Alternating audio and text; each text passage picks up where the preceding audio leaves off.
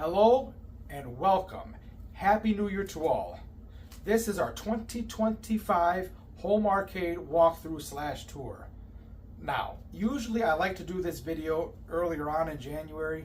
However, due to my son's busy schedule lately, he could not be here to film, and he really wanted to be here for this occasion. So now he's here finally. And we're going to go over every single arcade cabinet we have in our home collection. Now, mind you, I have other games that are on location, that are in the workshop, that are in the vault, that have not been shown yet. But we will show you everything we have in our home as it sits today. So we're going to be covering a few different things. I'm going to be doing this in kind of like 2 different segments. Now, the first part is I'm going to show all the games. I'm kind of do a speed run. I'm going to do a start off and just kind of show all the games for people who just want to see the games and don't really care about all the nitty gritty details.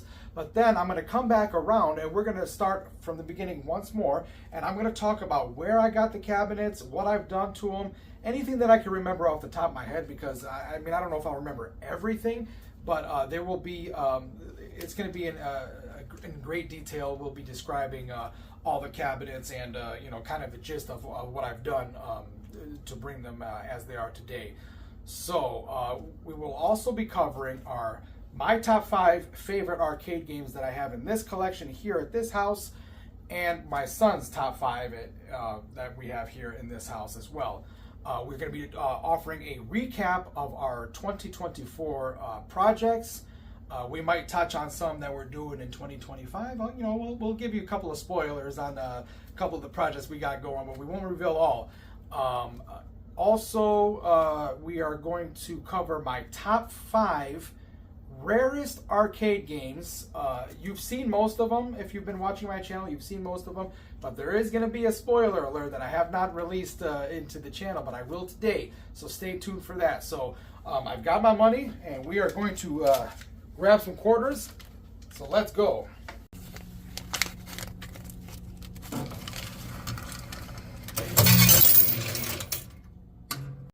Okay, we're going to start off with Robotron. Kick, otherwise known as Kick-Man. This is Kick, the earlier release date. I've got this old Mega Touch Max Diamond Edition. And in this corner we have Q*bert and Mad Planets.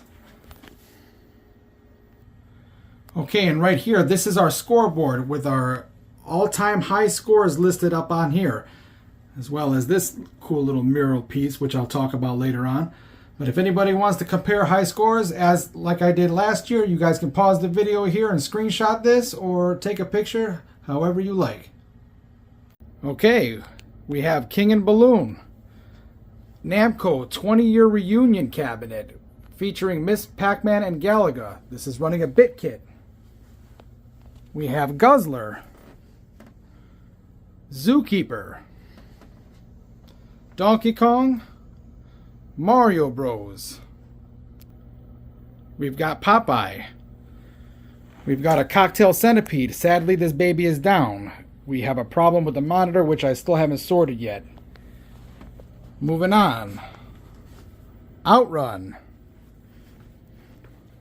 Bubbles. Super Hang-On. Moving on. We've got Pole Position Cockpit. We got Swimmer.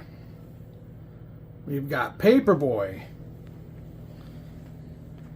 Asteroids Cocktail Table. APB. Missile Command Cocktail Table. Here is our home dartboard. I added those LED puck lights from Amazon to light it up a bit. My custom build virtual pin. My Space Station by Williams, System 11 game. One of the last of this, if not the last, System 11 game, Pool Sharks. Over here we have my Rockola jukebox. The Challenger, kind of like a primitive flaming finger from the 60s. My Arkanoid bar top, custom build, closest you'll get to an original. I have a tapper that I custom done in a Robbie Roto cabinet, running a bit kit too as well. Space Invaders trim line. This also has the multi-kit. My Brain Teaser game, very similar to Simon. Really cool game. Mystic Lady and Love Tester combo unit. This was a restore out of the 70s. My JVL Retro. My Grip Test. This is out of the 50s. Originally would have used a nickel as per the instruction there, but this has been changed at some point to accept quarters. My casino games. It's got 5 different kind of casino games in here. We've got poker, blackjack, dice. Oh, here we go. Rolling Bones is like dice, slots, and the racehorses. Not really an arcade game, but it's an arcade scale. You put your quarter in, you get your lottery numbers, your weight, and your fortune. 2005 Golden Tee. My Hot House was a conversion from a Big Choice cabinet. I didn't do the conversion, this is how I got it. My Stunt Cycle by Atari. Rally X Cabaret. So that concludes our quick tour. Now we're going to go back and start at the beginning and go through everything in great detail. Okay, let's start off with Robotron. Now, Robotron I got from, it was actually inside of a trailer. It was inside of a trailer for about 20 some years. It was sitting outside and it was pretty run down. The control panel was beat to hell. It was burned and, you know, it had chunks of the wood missing on the kick plate here. But after, you know, repainting, you know, sanding, priming, new control panel overlay, I got this new this bezel from Phoenix Arcade. It's an excellent reproduction. I ended up selling the original one to a guy from Facebook group somewhere. I ended up putting that control panel overlay on. New grommets for the joysticks made by Andrew B. They're awesome. They're a lot softer than the ones from Arcade Shop, and they have a more accurate feel to the ones that would have came from the factory. So I did the red T-molding. This is running a J-Rock board in it. I do have all the original boards inside this cabinet. This is an original marquee. This is original side art. I didn't mess with the side art. It just has a couple of nicks and scratches, but it's not all that bad, so I decided to leave that alone. But the game has also a new power supply. It's a switcher. Since I am running the J-Rock, and it has not missed a beat since. This thing is fantastic. I did change the speaker grill to I hope it's the right guy. I'm gonna say Winslow, I think his name is, but it's the metal, not the cheap plastic crap that they use from the factory, because I had a big old gaping hole in here. It was terrible.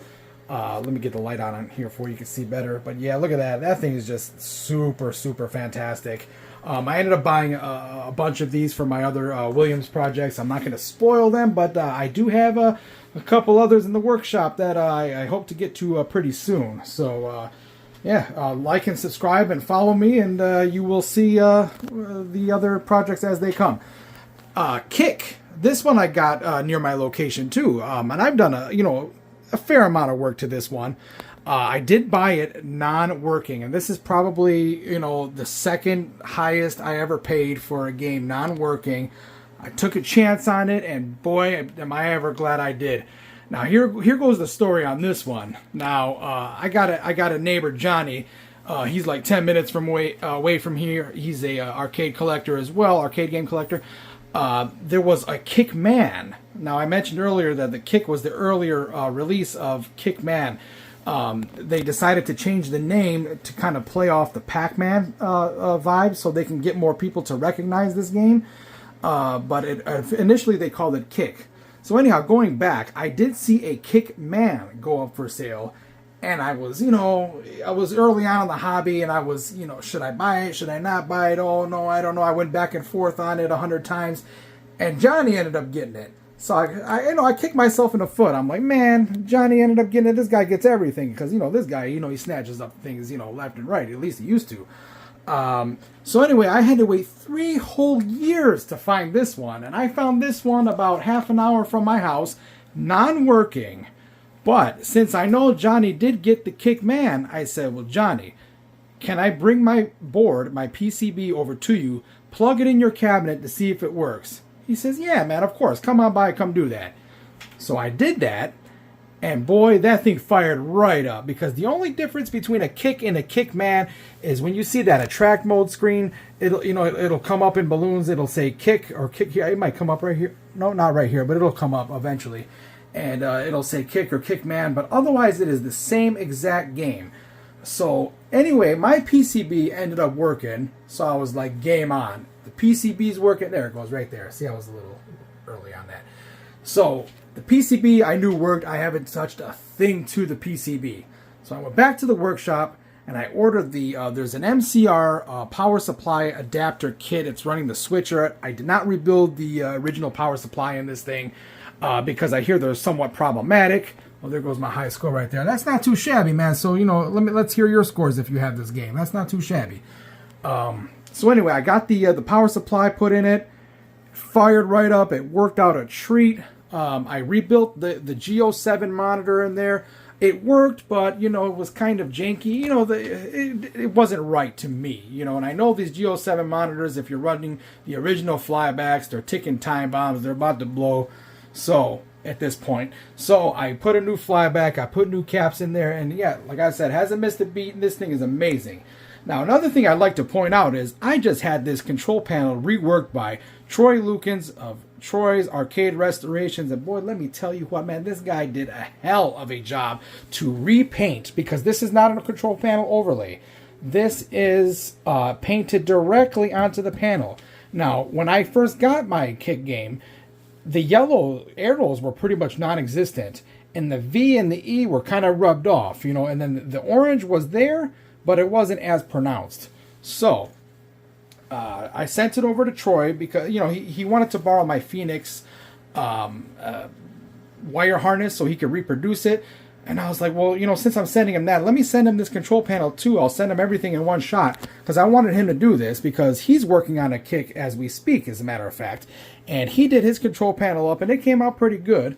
So I asked him, I said, well, do you mind if you want to paint mine? He goes, sure, I'll do it. I'll take care of it, So he did. And you know what? He painted it. He reproduced it the best that he could. And he threw some clear coat on the top of it. And yeah, this thing is never going to wear out again. So, thank you, Troy. Again, I really appreciate it. And you're the man, by the way. And going back to Johnny, now I had a different style Kick button. It was a slightly different font.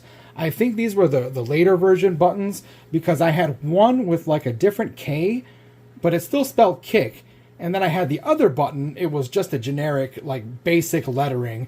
It said Kick. So I said, well, no, I wanted them to match. So my man Johnny hooked me up with these 2 extra Kick buttons that he had in his stash.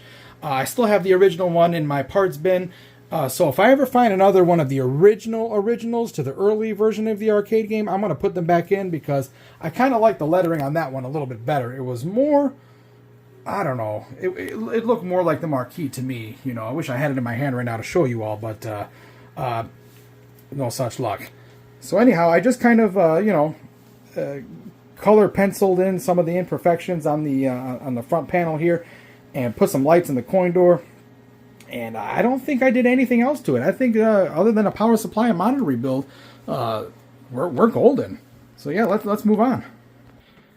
Okay, here's my Q*bert. Now, if you went back to my early days of watching my channel, this Q*bert was actually, when I got it, it was converted over to an Arkanoid.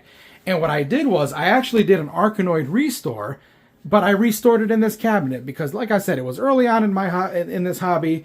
And I was like, well, I'm probably not going to do a Q*bert, whatever, just rebuild the Arkanoid, make it look nice. And I did.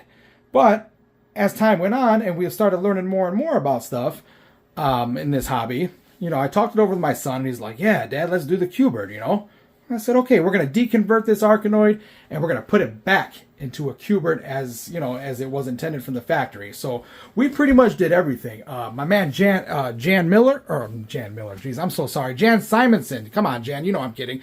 Jan Simonson hooked me up with this original Cubert marquee. The bezel I got from Phoenix Arcade. The control panel overlay and the lower marquee, I could be wrong, but I think I got them from Arcade Shop. That little Gottlieb, decal is just a decal. It didn't come from the factory like that. Some of them had the raised, lettering here. This is not. This is just some guy I found on eBay that had that, and I just kind of threw it on there just for looks. Of course, I did throw my yellow T molding on there. It's running a J-Rock, so if you go into here, if you press, players 1 and 2 start, you'll see what happens here. You have all these variants of Cubert. You have Cubert, a mellow yellow Cubert, faster, harder, more challenging Cubert, Cubert's Cubes, Cubert's Cube CT, I'm sorry, I don't know what that means. You have Mad Planets, you have Kroll, Reactor, Screw Loose, Three Stooges, and Argus. So that's quite a bit of games on this bad boy, but we only play the Cubert ones obviously on here because with the 4-way diagonal stick, this is the only games that you really could play on here. So let's go back here, let's put it back. Hello, I'm very dog. Oh yeah, as are we. So like I said, this is the J-Rock. We're running a switching power supply in there. This thing hasn't missed a beat either. It's been amazing and I love it. Did I do some painting on it? I must have done some paint. No, I guess I didn't. I did not do any painting on this one. All right. Well, okay then. Moving on. Mad Planets. Now this is an interesting story. So much thought went into this bad boy. Okay, let's start off here. Now, I mentioned Johnny earlier. Now, I used to be a mechanic, and Johnny had brought his work van over to me to do some sort of work, some routine maintenance. And so he casually asked me, he says, "Hey, Pete, what kind of projects are you working on right now?" And I said, "Well, shit, John, I'm trying to build a Mad Planets, but I'm having a devil of a time finding a Cubert cabinet." And he says, "Oh, okay." He's like, "Really?" I said, "Yeah, man, I've been looking for months and months, over a year. I can't find this damn thing." Of course, I'm in the garage working. I do his car. He leaves. Maybe 1 hour later, I get a text message on Facebook Messenger. It's Johnny. What does Johnny say? He sends me this listing out of 30 minutes north of Chicago. I'm in the Detroit area, 30 minutes north of Chicago, talking about, "Hey, Pete, I found your Cubert cabinet." I was like, "Nuh-uh." He's like, "Yeah." So this was the cabinet. It wasn't as it sits, obviously. I was thinking all the while it was a Cubert cabinet. It was a 1943 that it was converted to. So anyway, I worked out a deal with the guy. I went out, that weekend. I went with my son. We went together. It was amazing. We stopped at Galloping Ghost. We stayed the night. It was truly fantastic. So then, okay. So the next morning, on the way home, I said, "We're gonna go grab this cabinet. And we're gonna take off. We're gonna head home." I load up the game in my car, okay, because I don't have a big truck where I could stand this up or a big trailer. So I put it in the back of my car, and at the very bottom, like I'm not talking like here, I'm talking at the bottom where you can't see where the wood is, it looks slightly different than the Cubert because, like as I mentioned, I did some work on this Cubert too, and I'm like, it's the same, but it's not the same. So I said, hold on a second.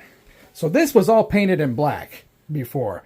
So I grabbed a scraper from the garage. I was in the garage, and I went, yeah, that's how I did it, like that. And I scraped it, and what did I see underneath? The remnants of Mad Planets. And I said, holy crap. This is an original Mad Planets cabinet. This is not a Cubert cabinet. This is not a reproduction. Oh, there's some garbage here. This is not a reproduction cabinet. This is an original Mad Planets cabinet. Check that out. It was meant to be. So, again, my man, Jan Simonson, sourced me a Mad Planets. He had this in his stash, an original Mad Planets marquee. Because I'll be honest, I'm not going to say who because I'm not a hater like that. But I'm going to tell you this. I ordered a reproduction Mad Planets marquee. It's actually over here. Let's have a look real fast. It's actually on my wall right there because I could not use this in the cabinet. Now, what had happened was that marquee, you see how here, let me cut the lights off. Let me turn the other ones behind me off too. Okay, you don't see any bleed through in the black. It's nice, solid black. Now that other marquee, that wherever you see the black, it was like light gray and it looked like crap. And I said, sheesh, I can't believe I paid for that. That thing is terrible. But on the wall, it looks decent. But, you know, in the cabinet, when you have it backlit, looks like poop. So, I said, I'm glad Jan had one of those. And I gladly paid him his asking price. And boom, I got it. So he sourced me both of those original marquees. Now I had to do the bezel here. I had Galloping Ghost Reproductions do the bezel. I think it came out pretty dang good. Now this right here, the flight stick, I got this from Todd Tuckey of TNT Amusements, one of his live sales.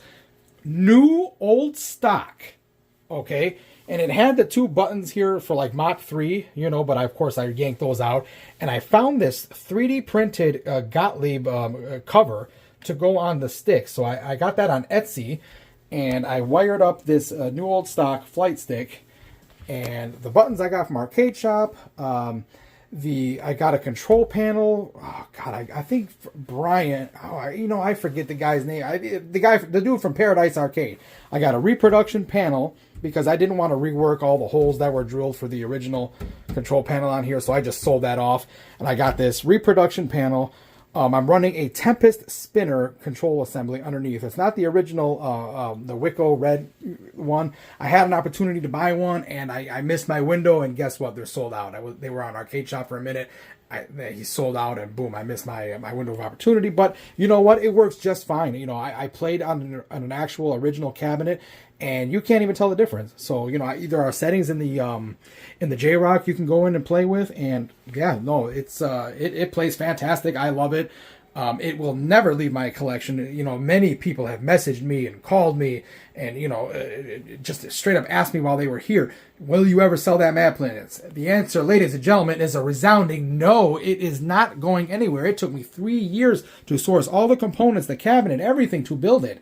And you know what? It's mine forever. I'm gonna get buried with it. Sorry, guys. But let's see. Yeah, new power supply. I believe the lower marquee I got from Galloping Ghost Reproductions as well. I don't remember, but I'm pretty sure I did. Yeah, so I did a ton of paint work on the sides. The front, added the red T-molding. I'm sure I painted the, yeah, I did. I painted these brackets. So yeah, that's where that came from. And of course, I got to show off the cool Mad Planets poster I did source on eBay. So yeah, let's move on. Okay, now I just did a video on the King and Balloon here. Now, if you didn't see that video, I did get this from a guy who was about 20 minutes north of me. I actually went to go get this cabinet, or actually, I didn't go to get the cabinet. I went to go get something else, which I'll show you later on in the basement. I went to go get this little tabletop pinball game. And he saw my hat, you know, it says the channel name, Cazellas Arcade, on the hat, and he told me, hey, you know, I really like the tabletop pinball that I'm selling you, but my real love is arcade games. So I said, yeah, me too. I said, what do you have? So he kind of showed me what he has, and he told me he had a King and Balloon, and I was like, oh, I'm really intrigued. It was at his ex-wife's house. Anyway, long story short, if you want to know the whole nitty-gritty of this particular game, you could watch the King and Balloon video I have on my channel. But yeah, I did. This is also running a BitKit original right now. I used to have a BitKit 2 in here, but I swapped it out for the BitKit original because I put the BitKit 2 in this cabinet right now. So anyway, this is running the strictly King and Balloon on it right now. New power supply. I put new buttons.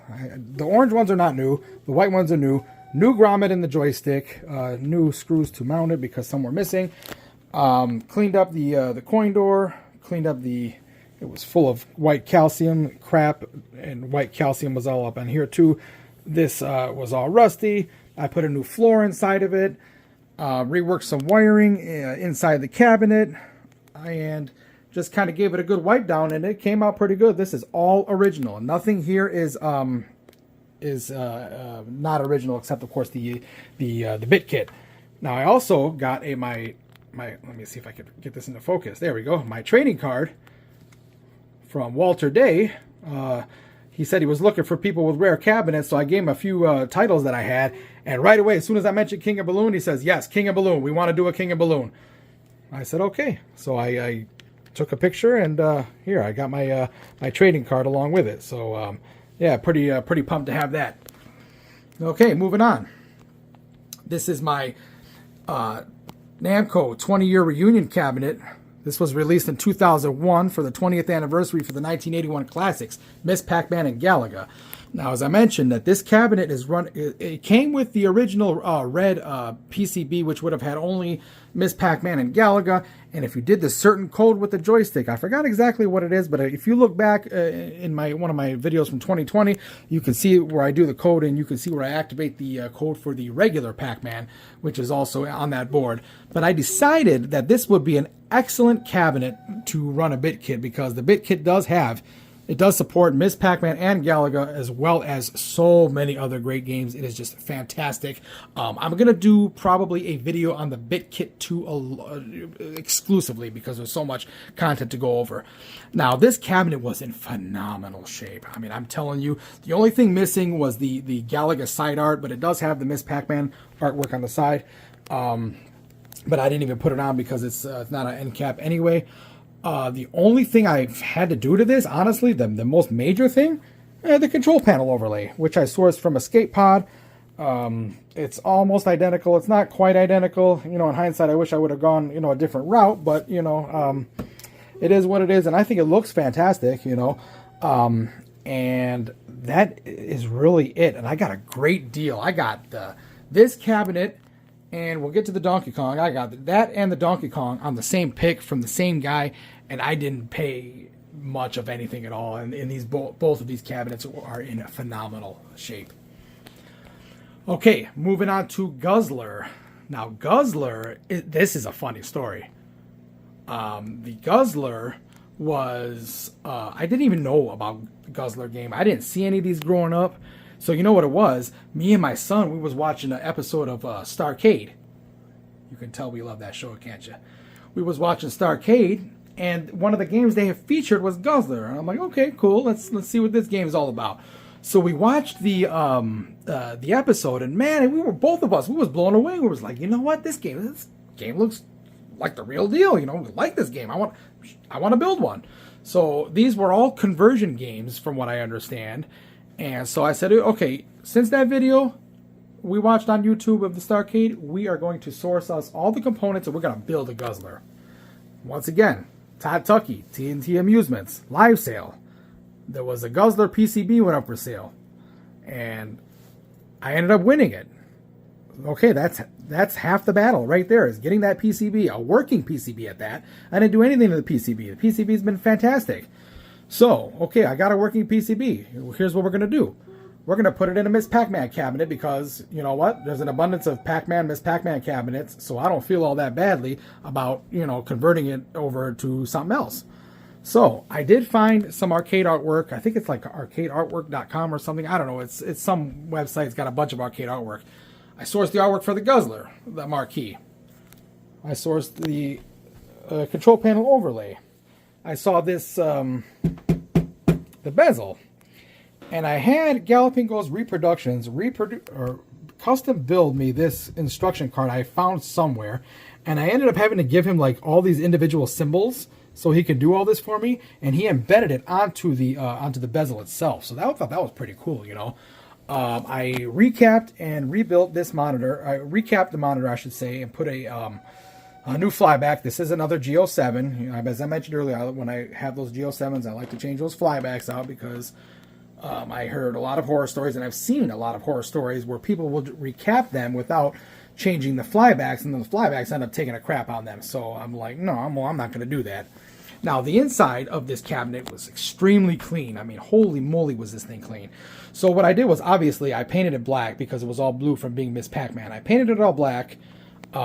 Sanded and stripped down this control panel, drilled a couple holes here for the action button, and of course, what else did we do? I have an adapter kit for the it's a Century Tekken adapter to JAMA, so I didn't have to rewire any of the cabinets. I was just a plug and play, new power supply, and the red T molding. And that's really about it. I don't think, that's, I say that's it, but it's quite a bit of work. But yeah, no side art or anything like that. I'd love to get some like Tekken side art or something like, or Guzzler if they had such a thing. I don't think they had Guzzler side art though. I think they only had like Tekken. But yeah, there's Guzzler. Okay, next we have Zookeeper. Now I'm having a bit of a problem with the plug. It's on a smart plug, and the smart plug keeps turning off. I think I have a defective plug, so I just turned the game back on again. Okay, now this Zookeeper is I don't want to say it's a scratch build. It's not a scratch build, but this originally was a what was this? A Jungle Hunt, the second one. I think it was Jungle Hunt. Excuse me.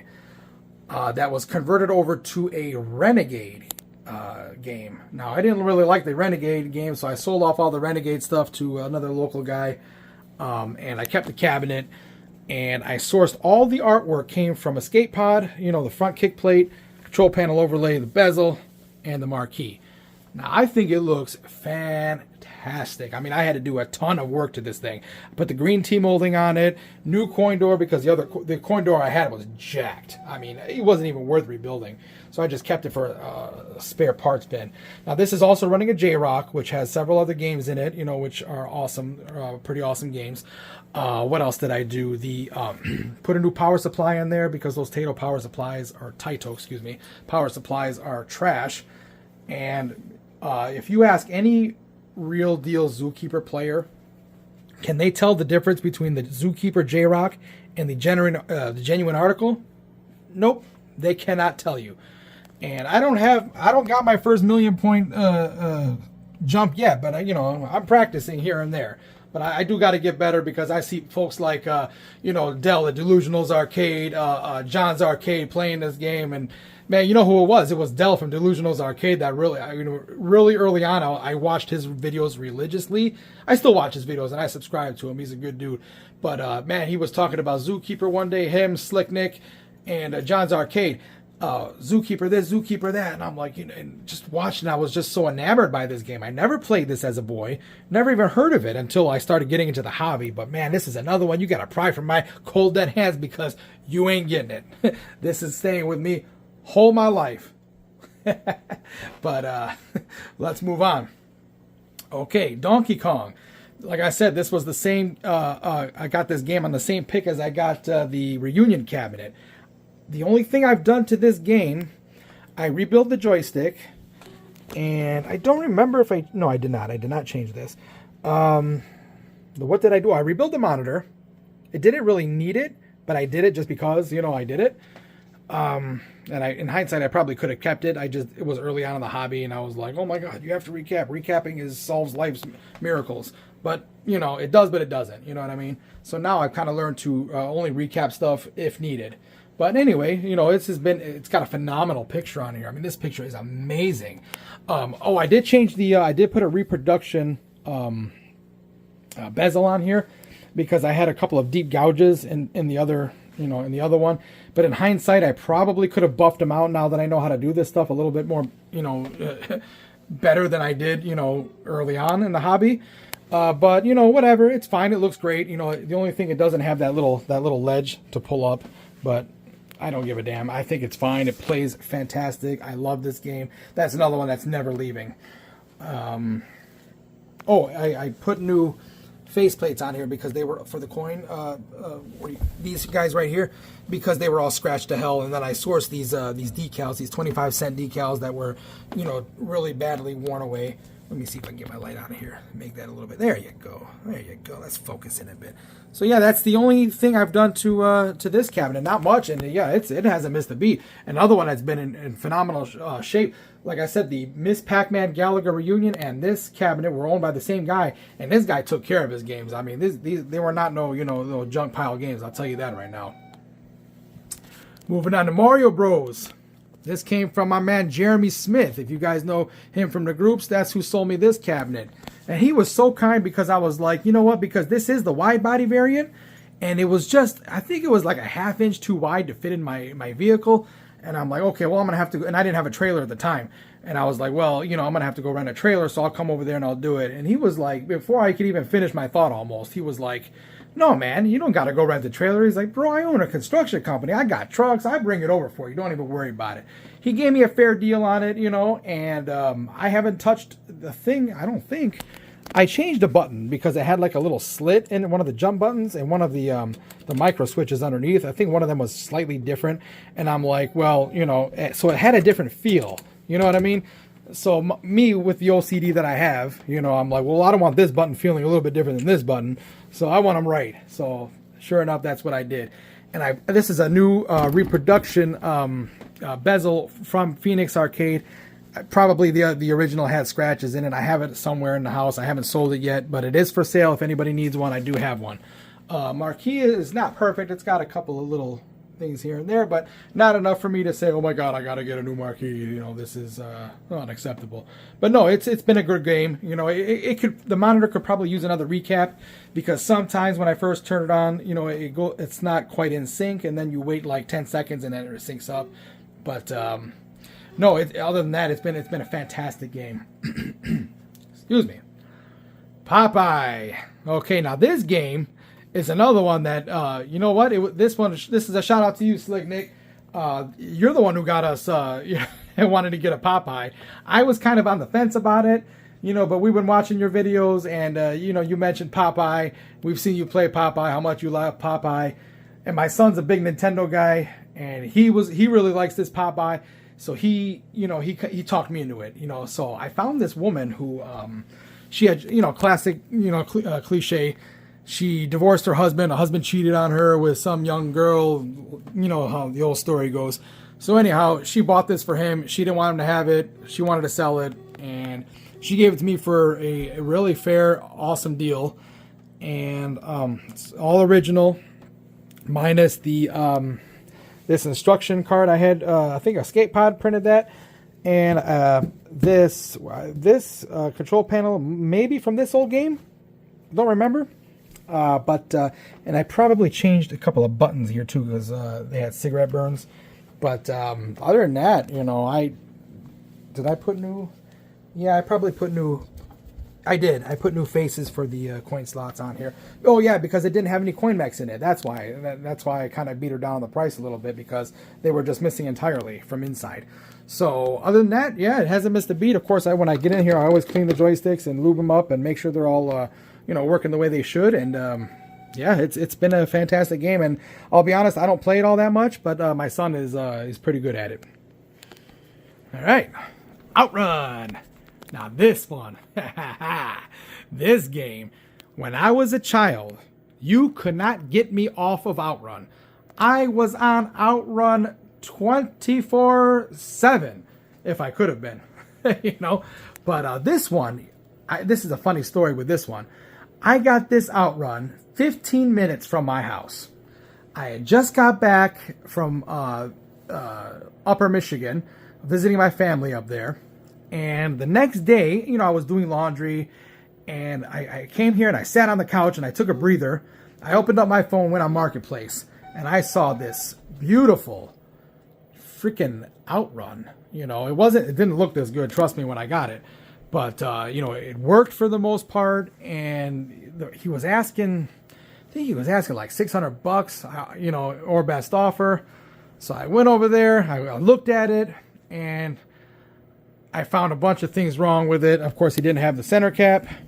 The steering wheel the springs they were broke. The light in the start button didn't work. It had a busted up control panel in the corner here, but I've since replaced it with another one. It's not perfect. It's got it's got a nick here and it's got a hole here, but it's a lot better shape than the one I had. This did not click. You hear that click, click? It just kind of flopped around, you know. And I don't know if I said the center cap. It did not have the center cap. It was filthy dirty.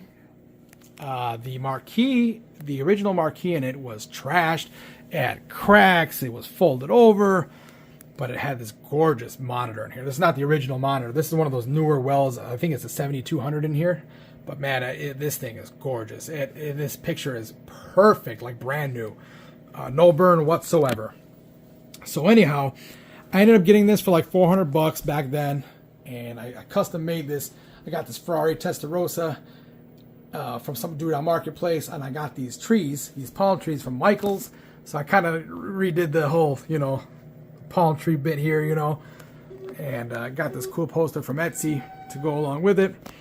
But internally, I haven't really. I think I put a new power supply in it, switching power supply.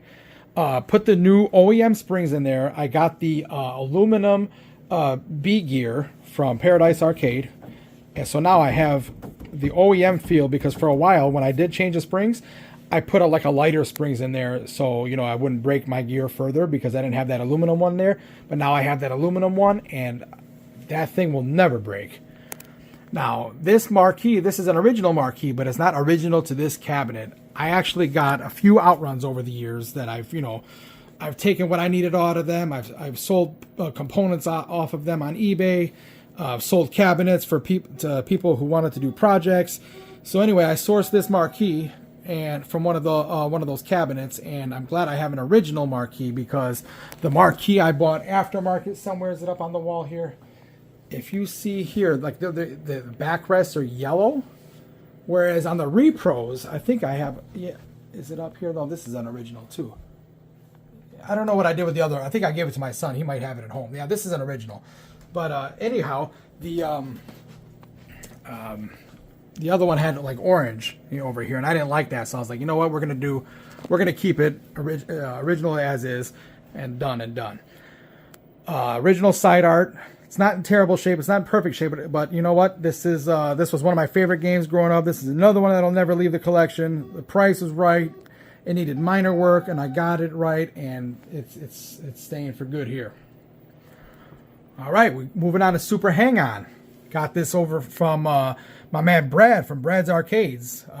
Didn't look like this. I mean, I had to source a new, plastic shroud here. This cover for the Speedo here. What else did I do to this thing? An abundance of things. I had to change. This cable was missing. This like conduit looking thing was missing. I had to source from another parts grab. I put new grips on it. The turbo button didn't work. I fixed the turbo button. New power supply. And I think that's about it on this one. It was mainly cosmetics. I had to do some adjusting of the throttle and the brake and all that good stuff. But yeah, it's been a good game. Once I got it going, it never gave me any hell afterwards. So thank you, Brad. You gave me a good fair deal on this, and it's here. And I got this little motorcycle guy on the top to kind of set it off a little bit. This guy came from Vietnam. So I thought that was kind of cool. All right, moving on. This is this is where things get a little bit weird. This is my Bubbles. I call this my Bubbles Patrol, because this is not an actual Bubbles cabinet. It's almost identical to a Bubbles cabinet, except for where you see here. You see the line come down here, and you see it curving back. An original Bubbles cabinet, the line would continue straight on downward, very similarly to the Robotron. But at the time, I waited 3 years trying to find a Bubbles cabinet, and I could not find one to save my freaking life. So I was like, you know what? I got a couple of Moon Patrol cabinets. I'll put it into Moon Patrol, because everything else is identical minus the lower half. I mean, if you're standing up here and you're playing and you're looking at it like this, you're not going to know the freaking difference. Everything else is identical. So this is running, again, a J-Rock. But the one thing that I do love for it, what it has going for it, this is an original Bubbles joystick, which is, almost impossible to find. So Jeff Willard from one of the groups on Facebook actually supplied me with the bulk of the artwork. He supplied the marquee, the side art, the populated control panel. The only thing I did, I changed these turquoise buttons, because one of his had a gash, like I mentioned in the Mario Brothers. So I changed those, but otherwise it was populated. So he gave me the marquee, the side art, the control panel overlay, the joystick, and he gave me some other. I have a vinyl bezel artwork still for it that I did not use, because I got this bezel I sourced from Phoenix Arcade. Quality is second to none from Phoenix Arcade. I mean, his stuff is top notch. Got another one of those new speaker grills here. I waited a good long while to get that, but I ordered 3 of these for this size, because for future projects I'm going to be working on later on.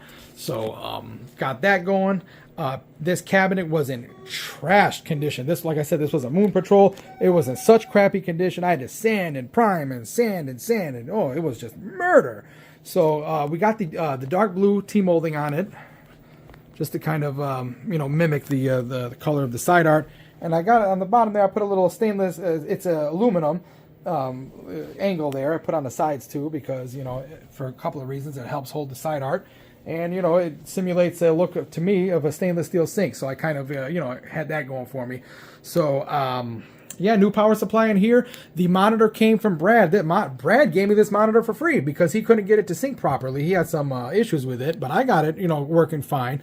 You see a little bit of Pac-Man burn in there, but it's not the end of the world. I love it. Thank you, Brad. You're always looking out for me, so I always got to give you a shout out. Anything I need, if you got it, and if you can take care of me, you always do, man. I love you and I appreciate you, man. Okay, moving on to this pole position cockpit. Now, I used to have a pole position upright. I still have the cabinet. It's just not here. But you know what? I fell in love with this game. I'll tell you what, I hated pole position as a kid. Hated it. Because this sucker would steal all my money. My parents didn't give me a lot of money to go to the arcade. A few bucks, And if you put a quarter in this thing, and if you didn't know what the hell you were doing, the game was over before it started. So I didn't want to play it. I played Outrun because on one quarter I can get real far. So anyway, once I got my own pole position, which another one was it John's Arcade? This was a he's the one who really got me into the pole position craze here. So anyway, I love the upright so much. I said I gotta have a cockpit.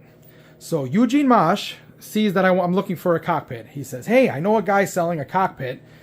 And I said, "Oh yeah, where is he?" He says, "Oh, he's in what did he say? He was in Wisconsin." And here I am. I'm like, "Oh man, I don't want to go all the way to Wisconsin. I'm in Michigan. Blah blah blah. It's real far away. It's a 6-hour drive." And he says to me, and he's kind of right. He made me feel like a little sissy. He's like, "Well, you're not gonna find one next door," and he's probably right. But I said, "Okay, you know what? You're right. I really want this thing. Let me go grab it. Let me go talk to his buddy." So I talked to his buddy Justin Wambolt. Now, Justin Wambolt's also pretty active in the groups too. And I didn't know him back then, but man, I'll tell you what, this is one of those sellers that you meet and you just know right away that this guy's a good guy. This guy is amazing because I'll tell you what, as soon as I pulled up to the house, I didn't even turn the car off yet. He came running out of the house with the can of soda in his hand because he felt bad that I took such a long drive, and he thought I was thirsty, and he was just so nice. We agreed on a price. He showed me pictures and videos before I came. We agreed on a price, and he really took care of me. The nicest guy you'd ever meet. I mean, thank you, Justin, if you're watching. Thank you very much. This did have the pole position 2. It did come with the pole position 2 PCB, which I still have. So what I did was I took all this stuff from the upright, the pole position, the monitor, the pole position PCB. The fan mods I've done, I stripped out all of the decals from the pole position 2. I just peeled them off, and behind it, this is the original overlay. And then Slick Nick sourced me this on Clove, KLOV. I needed I had a pole position 2 bezel. I needed a pole position bezel, and he found a seller selling 2 of them. So I bought one, and then somebody else bought the other. I forgot who needed the other one, but I sent it to him. And he ended up buying the other one. And it was missing this black plexiglass. I got that from Sable's Arcade. And I believe I got this from Sable's Arcade too. And I kind of made my own bracket down there. Excuse the dust. I didn't clean up there. I'm sure I couldn't see all that. Otherwise I would have cleaned it. But yeah, I've got a few cards I've got from people over the years. This is this is the guy I met at Galloping Ghost. This is Dan Yamnitz, the world record holder of pole position and all the tracks of pole position 2. That's my man Slick Nick. He hooked me up with the center cap of Outrun, by the way. I don't know if I mentioned that for Outrun, but he hooked me up with that as well. Of course, that's my trading card right there. And this is another guy from the pole position group who sent me these pole position pins. So I thought that was pretty cool of him. And I got this dude, Matt, who made this custom artwork for me, my name, in the pole position marquee. Excuse me, geez, I'm talking too much. I'm drying out here. And I got this pole position artwork, I believe, from Etsy, and I got the frame from Walmart. I ended up doing with the T-molding, I went red on the inside and blue on the other side, on the back side. So I thought that was kind of cool, you know, to match the red and blue, half red, half blue color scheme on the control panel. And the center, let me get my light on in there because it's kind of, there you are. The center badge, the Atari blue badge, Slick Nick special right there. He was reproducing these. He still may be. So if you need a pole position center cap decal, check out his eBay store. I believe he may still have some left. So give it a shot. So I've done the power and ground mods, the sense mod on the pole position here, and this thing is pretty much bulletproof. So I had an issue with the board before, but my man Ken House, I found online in the groups, he's repaired the board for me, and ever since he's repaired the board, and I've done the the fan mods and all that stuff, it's been pretty solid and reliable. Swimmer, this is one of my trophy games right here. Look at that. Look how gorgeous that baby is, huh? Check that out. Now, this is not an original Swimmer cabinet, although it looks the part. This cabinet started off its life as a Vanguard. The control panel started off its life from a Time Pilot. So because it was almost identical to the Swimmer. So all I had to do for this one was add a button. No. These two were the same. I reused these holes. I had to drill the center button here. The center hole, center hole for the joystick, because the Time Pilot joystick is here, the action button is here, and these, of course, are in the same orientation. So I had to drill one hole and then 4 smaller holes to mount the Monroe joystick. So all the artwork came from this old game. Took forever and a day. However, it was worth the wait, because look at that. I mean, shit. It's freaking gorgeous. So I called this local arcade resale shop, They service games, they sell games, all that good stuff. So I wanted T-molding, and I wanted it now. I didn't want to wait for it online. So I said, hey, you guys got pink T-molding? He's like, pink? What do you want pink for? Like this he did, So he said, well, what game are you going to put it on? I'm like, Swimmer. And he stopped in his tracks, and he's like, you know what? Yeah, pink would look really good on Swimmer. So he says, no, I don't have any pink T-molding, but he says, go to Micro Center. He goes, you can get your T-molding over at Micro Center for the same price you would get online, but you don't got to pay for shipping. I said, you know what, shit, that's a good idea. So I did, and now I get all my T-molding from Micro Center, because I have a Micro Center 10, 15 minutes from the house, and I just bought up every color, and I got them in my stock now, so for future projects, I have all that. Anyhow, getting back to this game. Now, I mentioned this was a Vanguard. The monitor in Vanguard is not horizontally orientated. It is vertically orientated. So I had to play around and, add some wood and some couple shims, nothing too drastic. But I ended up making the monitor work, horizontally. So I did that, recapped the monitor. This is running an original board I got from eBay from a seller in Poland. So I had to custom build my own wire harness and new power supply, the artwork, a little bit of touch-up paint on the bottom black area there. I had some scuffing there. I took care of that, and man, I tell you what, this game came out a treat. Oh, and it's running the high score save kit as well. But sometimes I don't know what it is, because I got a lot more than 79.7 from time to time. I don't know why, but the scores erase on this particular high score save kit that I got from highscoresaves.com. I've got quite a few high score save kits, but usually they don't they don't crap out like that. But this one did. I don't know what it is, but my top score in Swimmer, if you looked at the earlier part of the video where I showed the scoreboard, it's like 121,000 something. So that's the current high score. All right, moving on to Paperboy. Now this is a cabinet I paid the most money for, non-working. But the seller said, listen, the guy was playing hardball. So he's like, listen, I got a couple of arcade games that are not working. He says, if you can get them working for me, I'll give you $500 off the game. I said, okay, that's fair. So I went over there, I got the games working for him, and he's like, all right, I got you. So he knocked off of that significant amount off the purchase price. And I ended up bringing it home. You know, the game wasn't booting. It was booting to a white screen. It was just a chip that needed to be reseated in the board. I pulled it out, reset it. I might have had to reflow the socket. I don't remember because I did get this last year. But yeah, man, I'm telling you, it worked out a treat. Now, these grips are new old stock, which he did not have on here.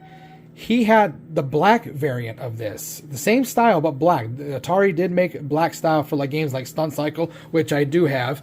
You saw that earlier. Now I've taken those off and moved those to my Stunt Cycle because the grips on the Stunt Cycle I had were just some generic grips that whoever had it before me threw on there. So now the Stunt Cycle's got the correct grips and this has got the correct grips. And I bought these grips long before I even bought a Paperboy because I just said, you know what, they were on this website, new old stock. How long are they going to be there? I know I'm going to get a Paperboy one day, so just grab them, and I'm glad I did. Now, I did put the new side art on here, the new style side art that would not have been, you know, this was not really a release side art from, you know, original from the day. This is original control panel overlay.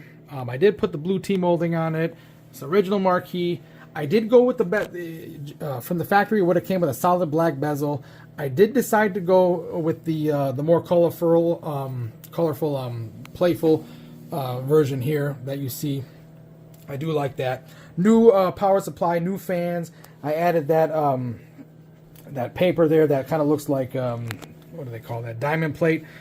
What else did I do? And I added, of course, this. I just took a screenshot of this and had it printed by CVS on some material, and I made a bracket for it. I screwed through here and back through there.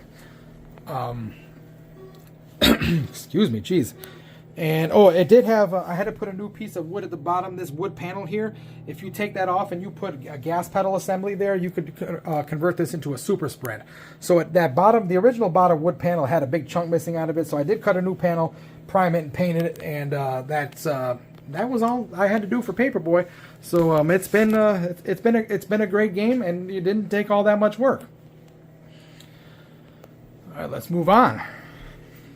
APB. Now this is a game that I played all the time in my local arcade when I was a kid. Of course, this one doesn't have the seat, as most of them don't. But if I could ever source a seat one day, I would love to. Now this car I got up top of it is a period correct police car. Just some toy for some lady who was selling, you know, across the state. I was already passing through anyway, and I was like, I want to come grab that car, so I did. Now, this game I got shipped from New York over here. The only game I ever shipped.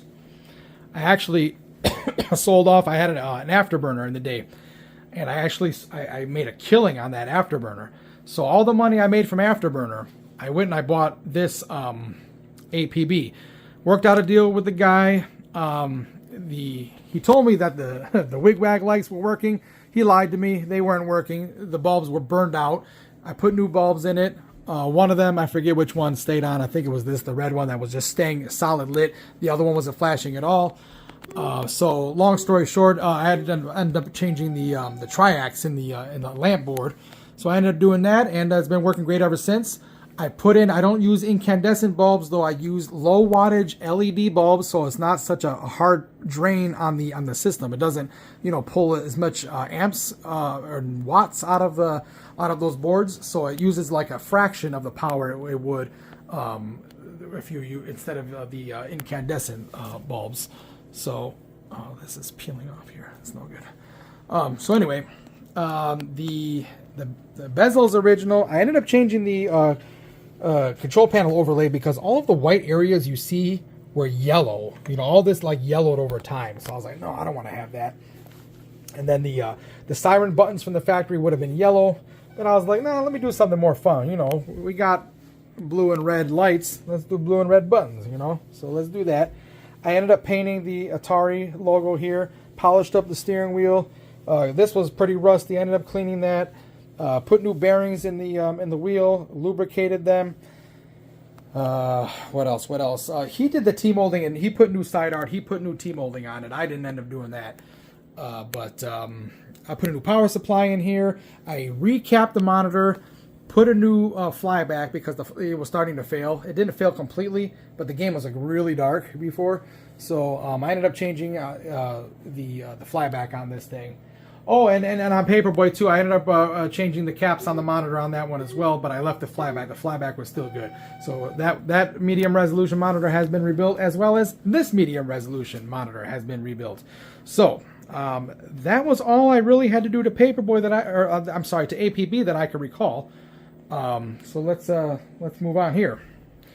My Centipede, like I mentioned, is down. You know, needs monitor work, but this thing was a basket case.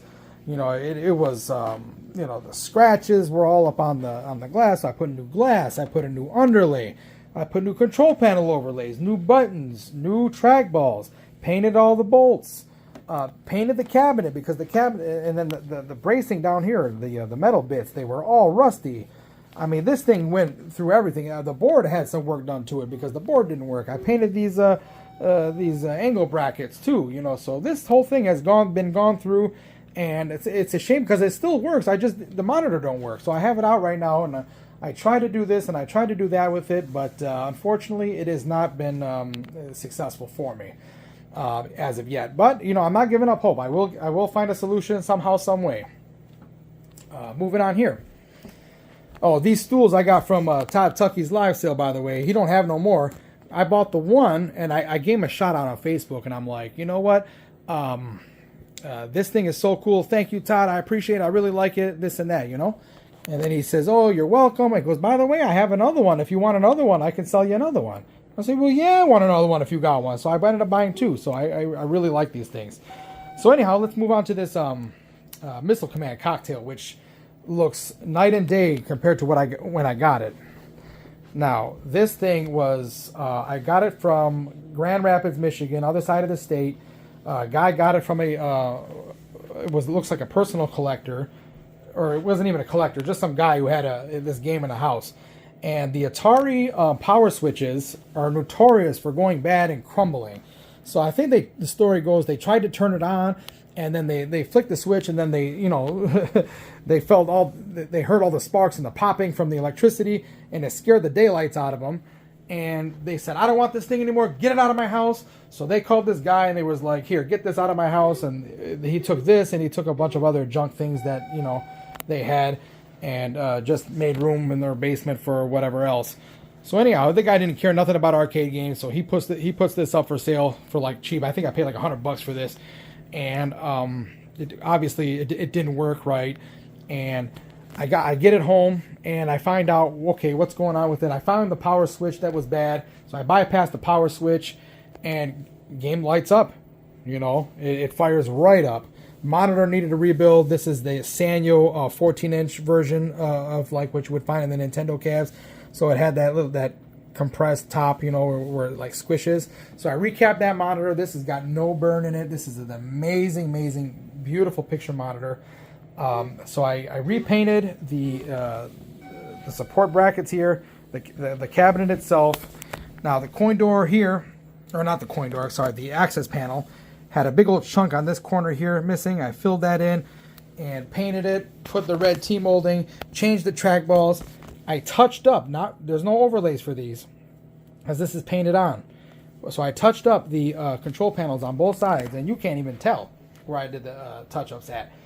And put a new glass on there. Excuse me, jeez, I don't know what the heck's wrong with me. Now, Escape Pod had made this for me. You know, I'm not thrilled with it, you know, but I couldn't find anybody else to make it.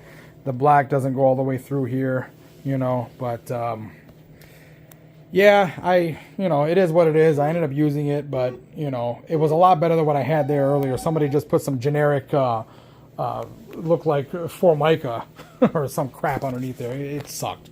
So anyhow, this is a lot better. It's not perfect, but it is what it is. And inside this thing is super clean. Let me open it up, and you can kind of, since it's so easy. Let me get my light on. So I mean, this has been, like I said, this has been the board. The PC, I did the PCB and the AR board. I recapped them all.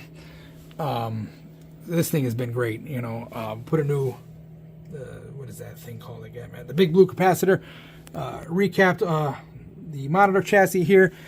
It's got the original drawer, I mean, for the coins and everything, and this thing has got it's 15,758 plays, but it's super clean in there for what it is, you know. So let's put it back on and lock it up. All right, moving on to asteroids. This is my asteroids cocktail table. Let me turn this off here. Now, the asteroids cocktail tables are near and dear to me because this is what I was playing in my local recreation center when I was growing up. We didn't have the upright version. We had the cocktail version. So I ended up finding a guy from here. He's about 40 minutes from here. He ended up selling this to me at a fair price. Only thing I did to this, I didn't really have to do this, but I replaced the underlay. I replaced the glass because it had little light scratches. He's had it for about 20 years. So, you know, it had some light scratches on it, but I want my games looking tip-top if I could. So I put a new glass to my glass guy. He gave me a great deal on a piece of glass. I replaced the buttons because the white buttons, you know, they kind of yellowed and I couldn't get them clean. So I put in, you know, buttons are cheap enough. Why not? I put new buttons on there. I had to reflow the deflection board on here shortly after. It's a common issue with the black and white vectors from Atari. Their deflection boards, the solder goes, you know, you have a cold solder joint. So I reflowed every single joint on that board, and I put a high score save kit in here. What else? New big glue, some light bulbs maybe, and that's it. I did not paint this. It was already painted nicely. Like I said, it was in a home collection for many, many years, so it was in great shape. I must have painted these. I'm sure I did. Looks like I did. But yeah, this has been another great game, and I'm proud to have owned this. Here's one I forgot to mention: the Mega Touch Max Diamond Edition. I ended up getting this game for free, and all it needed was a battery. So I ended up drilling out the locks, opening it up, changing the CMOS battery, and getting in there with an old PS2 keyboard and redoing some settings, and shit, it's been working great ever since, you know. So yeah, the lady's husband died. He had a few games that she didn't want nothing to do with, so she was like, any game that you can take with you, you can have it. So I took this and I took another game, and actually the monitor I got in my pole position cockpit came from the same pick too, because it was a poker game that I stripped the monitor out of. I got that for free. Took the monitor out and ended up giving the cabinet to some kid so he can build an arcade project. And yeah, it's been. I like to use this thing when I cook in the kitchen here because you know, if I'm only in here for a few minutes, one of my favorite game is 11 ball on here. So you go to strategy, it's under here, and you can see a preview if you hit this. So basically, you got to hit all the balls to add up to 11. You know, then you get more points. If you can clear them all out before the round is over, you get a 10,000 point bonus. And yeah, look at my scores. I mean, 153,800 is, any of these scores are actually really good, but you'd be hard pressed to beat that score. So I challenge anybody to do that and let me see that. So yeah, let's move on and we'll get down to the rest of the house. Okay, this is my MAME setup. It's got about, I don't know, 16,500 games on it. Basically what it is, it runs a signal to this TV right here. There is another TV in the bar, and I have a TV on the upstairs bathroom. So if you're handling your business, you can not skip a beat. You can see whatever is being played on this TV will be played simultaneously to the other TVs that I have mentioned. So, okay, this here, it was a slot machine. It is a slot machine.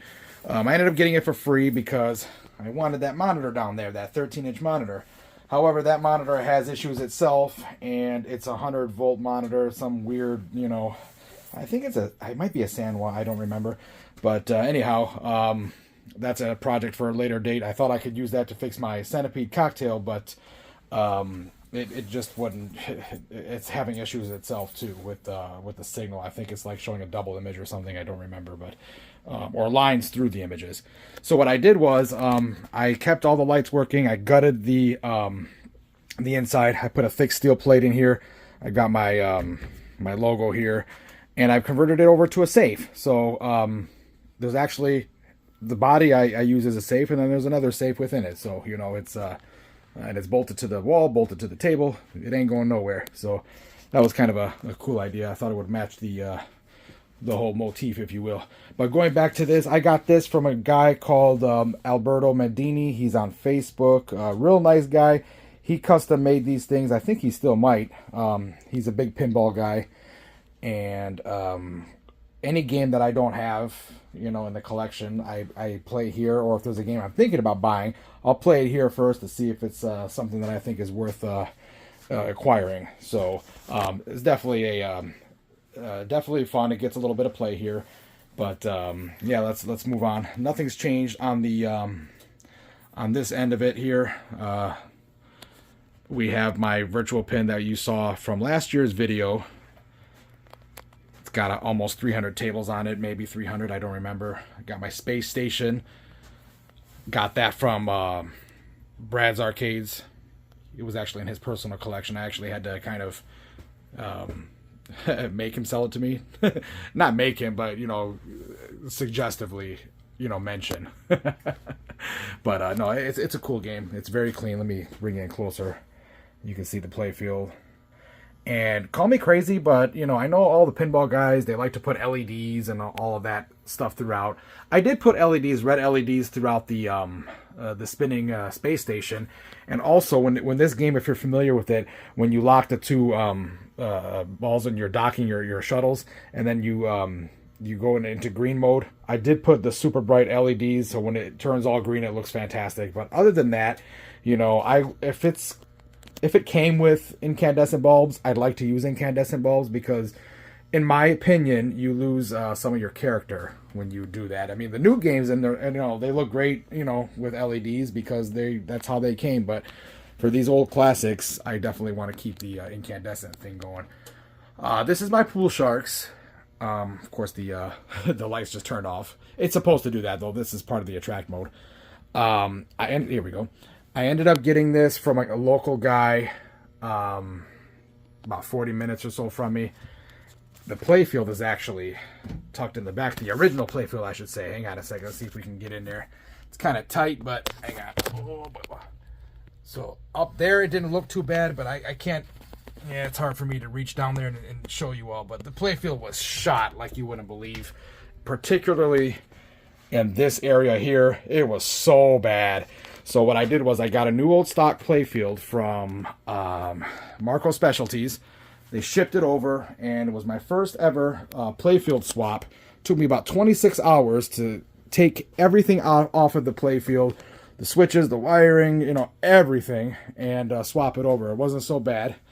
And this year, you know, it was missing the shark mouth, but I had a dude 3D print the silhouette of the shark mouth, and he sent me a photo, and I had it printed. Even though the blues didn't match, you know, I don't care. Long story short, I ended up getting this thing working, and oh my goodness, what a difference. I mean, I actually love this game so much more now that the shark mouth works.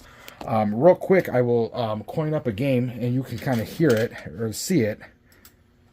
Okay, here we go. Now, let me take you in, and then I'm going to try to get rid of that reflection. There's a lot of glare here. All right, see what I can do. Here we go. Let's try this. Welcome to Sharky's. Name your game. So that's pretty cool. I love that the mouth moves now and everything works. Sorry, I'm just going to restart this because I don't want to hear all that music. Okay, so moving on. Oh wait, so sorry, I didn't finish. So I did the playfield. I switched I switched the I was going to call them the wipers. Oh my goodness, where's my head at? The flippers. This is not a car, guys. The flippers. I replaced the flippers because it had. I think these are the ones it would have came with this style. You know, with the ribs in it. What else did I do? Oh, this plastic was missing, so I sourced that. It's cracked. I mean, it's broke, but you know what? These parts don't come up too often, so I ended up sourcing that. I put the color instruction cards, same on both my games. I forgot to mention I got these cards from a dude in England, I believe, that he had them on eBay, and he basically colorizes and just it looks a little bit more aesthetically pleasing to have those. And then when I first got the game, it was having sound issues, so I had my board guy go over it. And he actually, you know, fixed everything wrong with the board. He did the NVRAM mod so I could save high scores and get rid of those batteries.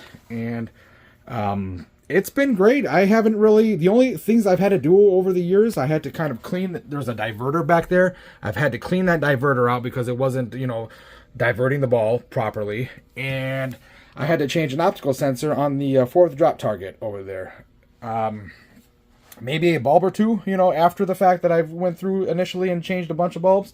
But yeah, other than that, it's been a great game. This is actually the go-to pinball game in the collection. So as you know, I did get rid of Taxi. I had to make room because looky here, all my I needed a spot for storage. So I used to have another pinball against this wall here, and look what we have now. This is different than last year. This is all new. I just did this year. I have an official workspace to work on my games, to work on customer games, to work on friends' games, you name it. So I've got all these, I've got all these parts and, monitors and this is not even, this is a lot of the stuff I have, but I've got more tucked away too. So I've got my toolboxes when I need to go on the road and do a job on site, and just got a whole mess of stuff here. So this is my test rig. So this is a JAMA test rig, so I've got a JAMA connector there. I've got a whole bunch of adapters to check a multitude of different PCBs, and of course, this I got for. Let me just show you. I have Action 1, 2, and 3 button. Of course, your player 1, player 2 start. I have a credit button, 8-way joystick. And I got that cabinet actually for free from a dude, I say 20 minutes from here. He gave me a whole bunch. He gave me a bunch of monitors. He gave me this. I literally filled up my car with whatever I could fit in there. And I filled it to the brim with stuff that he was giving away. So this was, I don't remember if there was a board in this game or not. I don't think there was. And if there was, it didn't work. But the monitor did. So I recapped the monitor and gutted it out, built me this test rig out of it, and shoot, I'm happy as a clam because I've done so many repairs as a result of having this, because I could actually test them on the fly instead of running them up to the cabinets and then trying to work on them in the cabinets. That's no fun. Got a couple of Sanyo monitors under there, just a bunch of coin door parts, flybacks, what do you call it, monitor chassis, buttons, leaf switches, you name it. I mean, a bunch of T-molding over there, wiring, power supplies, controllers, joysticks, coin door parts, coin buckets, you name it. So let's move on here. This is basically where I spend most of my time when I do repairs. I can watch, YouTube, or I can watch Hulu, Netflix, whatever, as I work. That's pretty cool. Got a file cabinet here. Got that for free. Actually found a couple of dollars in there when I got it, too, afterwards. So I've got all my my arcade manuals sorted proper in here. I like to have physical copies. And I got some artwork. I keep a bunch of artwork. I have this Marble Madness instruction card. And I keep some artwork in there, control panel overlays, and things of that nature. So we'll give you a quick run around of the room before we move on. I'm trying to see if I missed anything. And that right here is our, like I said, we play our MAME here, and we have a VCR if you want to watch VHS movies. I've just acquired a few of them over there. These are all my This is all my DVD collection, which I've outgrown this shelf, so I've migrated over to this shelf, and I started with some VHSs at the top. So if we want to watch VHSs, we can. We don't do it too often, but we also have a Nintendo Wii down there where we can do our Wii games. We do our Wii gaming on this screen right here. Yes, the payphone works, and there's another payphone in the other room as well. Oh, hold on. This little guy. This is just a little pulse meter I ended up getting for free for somebody. He tried cleaning it. He said he cleaned it, and then it didn't work anymore. But all it was, after I brought it home and I wanted to quote unquote fix it, when he cleaned it, under there's a sensor that reads your finger, the pulse of your finger. I guess whatever cleaning agent he used, it made it cloudy and it wasn't reading properly. So I've cleaned it the proper way and it seems to be working just fine. So okay, let's move on. Okay, we'll start over here. Not exactly a game, but this is my Rockola wall-mounted jukebox. Must have came out around mid-2000s, I would imagine. I got this out of a bar about 20 minutes north of me. It didn't work. Now, I at least knew from the seller's photos that it needed a battery for the motherboard, but who's to say that there was anything else? And there was.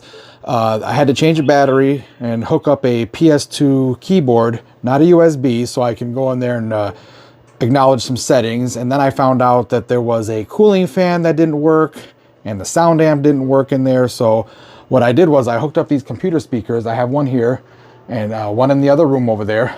And there is a bass speaker under that snowmobile there that puts out all the sound. And it's been great over the years. The only thing I've had to do internally after all that stuff was I had to change out a power supply for those LED lights on the side. The original one went bad, so I just got some, you know, one on Amazon, threw it in there, and boom, she rides again. It's not hooked up to the internet, because if you do hook it up to the internet, it will lock out. So in changing that battery, I kind of reset the clock. So I got about 15 years. I would say right now, maybe about 12 years left before I have to take the battery out again and reset the clock. So I'm limited to whatever songs are actually on here. But that's okay. I mean, for what I paid for this thing, I mean, I paid next to nothing for this. So I've already won.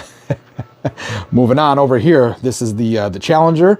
It's set up to take 10 cents.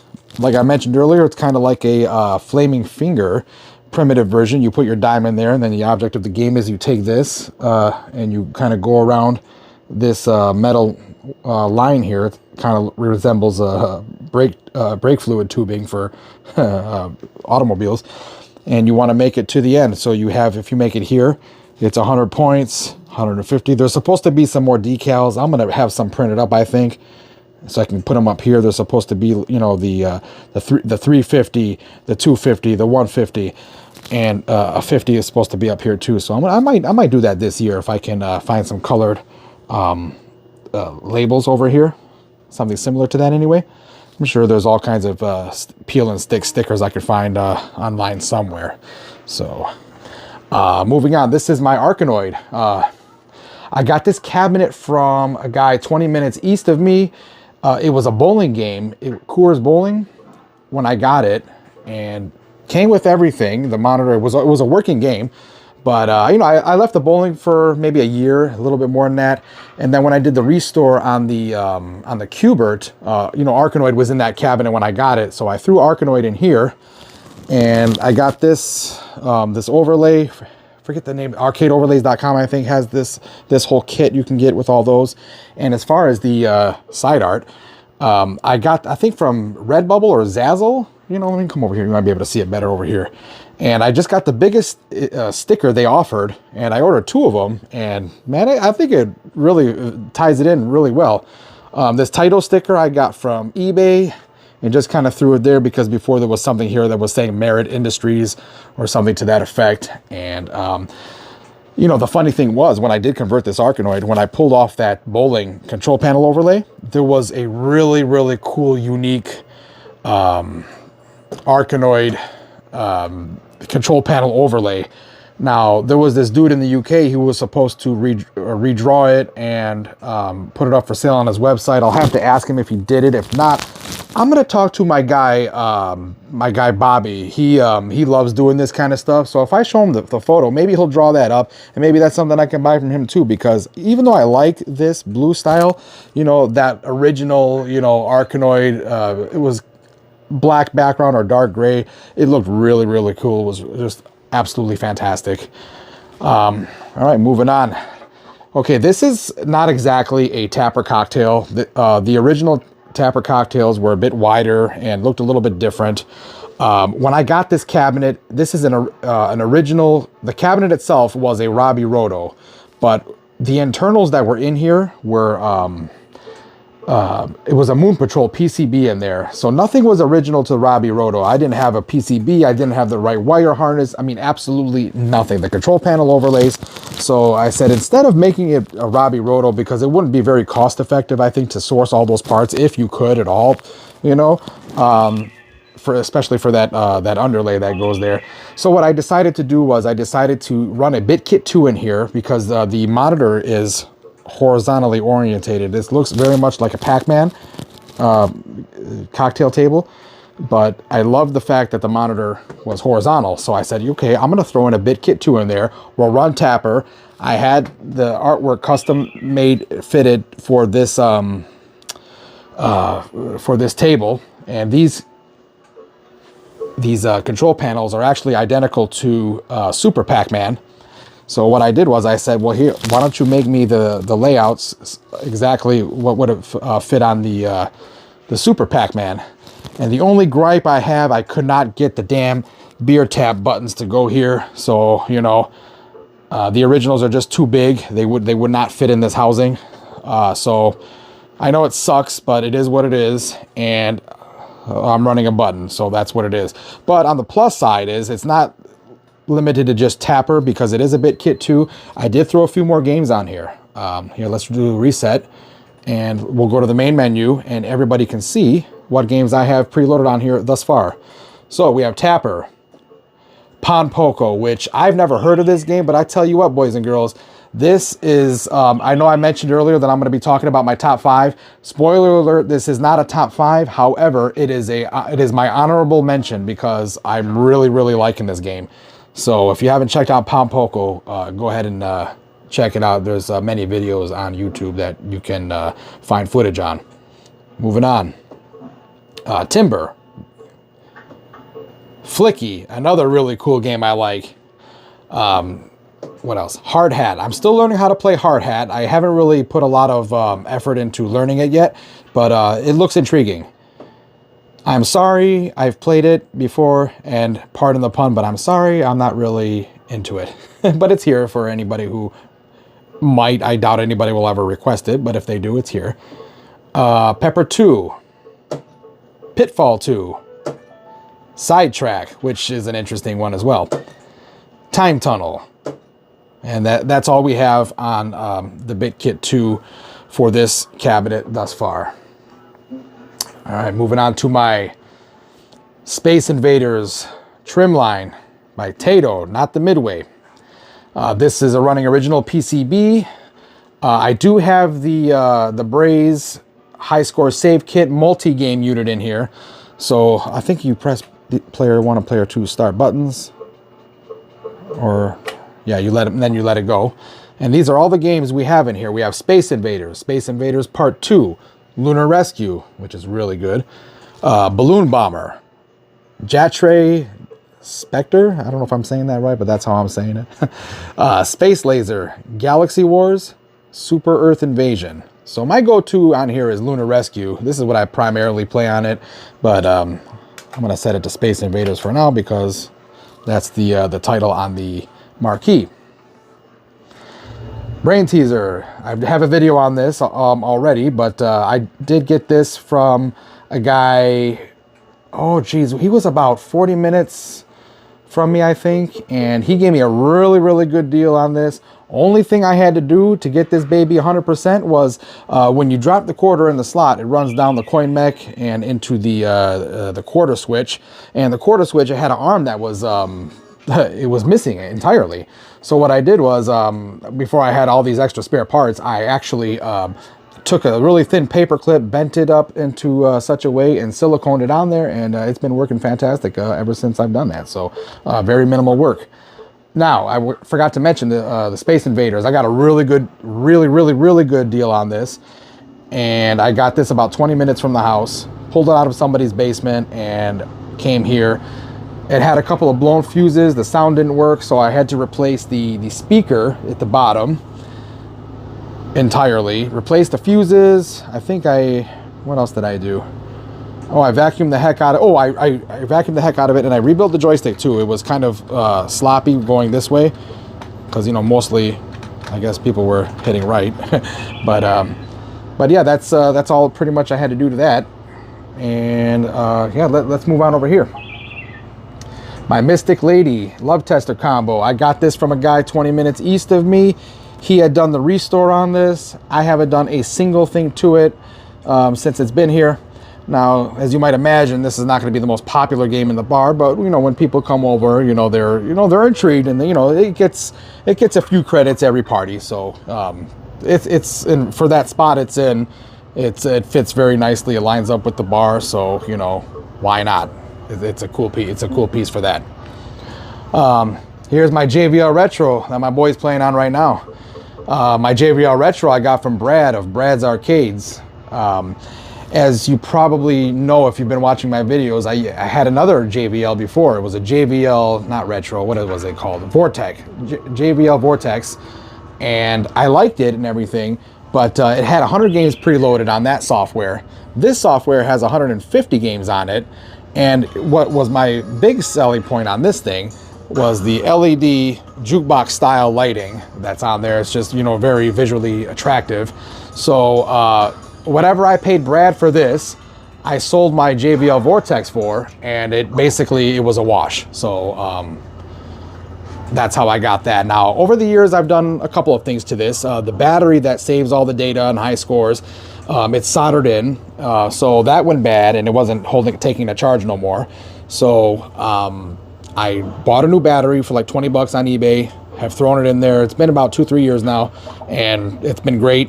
It was having problems with restarting, randomly at some points, and I couldn't quite figure it out. So what I did was I actually just put another cooling fan within the unit to circulate air better. And I'll be honest with you guys, ever since I put that fan in there, it has not skipped a beat. And the fan has been in there now for maybe 3 months, and it hasn't restarted. It hasn't done anything it shouldn't be doing. So yeah, there's that. Okay. I just wanted to kind of show off my old school credit swiper here. This is actually out of my parents' bar that they've had since 1983. So a lot of the pieces I have down here are from there. For example, these stools are from their bar, and they're period correct stools, and they actually match the bar pretty dang well. So I was really pleased to get them. I actually picked the 2 that were in the best of shape, that didn't have rips or tears or anything on them. So I'm real happy to have these here in the basement bar. Okay, the payphone is not really a game, but I did get this about 40 minutes north of me. It was all rusty and crusty, so I sanded it down, primed it, painted it, cleaned it up real nice. I added some puck lighting behind the phone marquee there to light it up, and it does work. It's working off of a magic jack. It's got its own number, and yeah, it's really cool conversation piece. Just like the other room, there is a quarter in the quarter slot, so people really love to kind of find that little treat in there. Now down here, this is interesting. Now you see the numbers 8675309. Tommy Two Tones, Jenny, also known as Jenny. There was a modern rock. If you haven't seen the video on my channel, there was a modern rock remake of that song by some local guys up here about 2 hours north of me.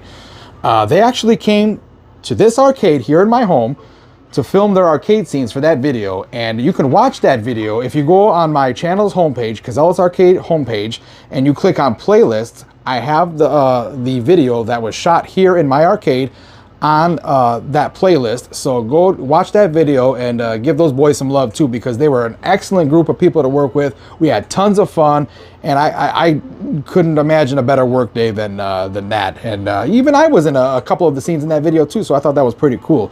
So basically what these two tickets were featured in that music video. So if you watch a music video, you'll recognize those. And then you're going to see a guy smoking. He was smoking, and he left his cigarettes in this ashtray, and they've been in here ever since. So I kind of left him there to kind of memorialize that that day. Moving on, I got this grip test. This is out of the 50s. I got this from the same guy I got the Mystic Lady and Love Tester machine I just showed you. So basically, like I mentioned earlier, it has the slot here to put your coin. It was already, somebody had converted to 25 cents. I wish, and I probably will never find one, but I wish I had the nickel slot. So if anybody's got the nickel slot that'll work here, please let me know, and hopefully we can work out a deal where I can grab that, because I'd love to have that and run it off nickels like it was intended to back in the day. But no, it works great. It works fantastic. This thing gets a ton of use. And basically what you do is you squeeze this handle, it says right there, you squeeze the handle and hold it for 10 seconds, and then whatever you get, like I had a 140 last night, I did this, but I let go, and that's why the needle went down a little bit, but I held steady at 140. My record is 154, and that is currently the house record as well. I did end up beating Eric Zoss, so Eric Zoss, you got work to do, brother. Moving on to my casino games. This has been with me for a little while, and this will be the last time you will see casino games, I think, in here, because the cabinet itself is not going to be moving on. But I'm going to harvest that 13-inch monitor, and I'm going to put it in my Centipede, I think, since it is working.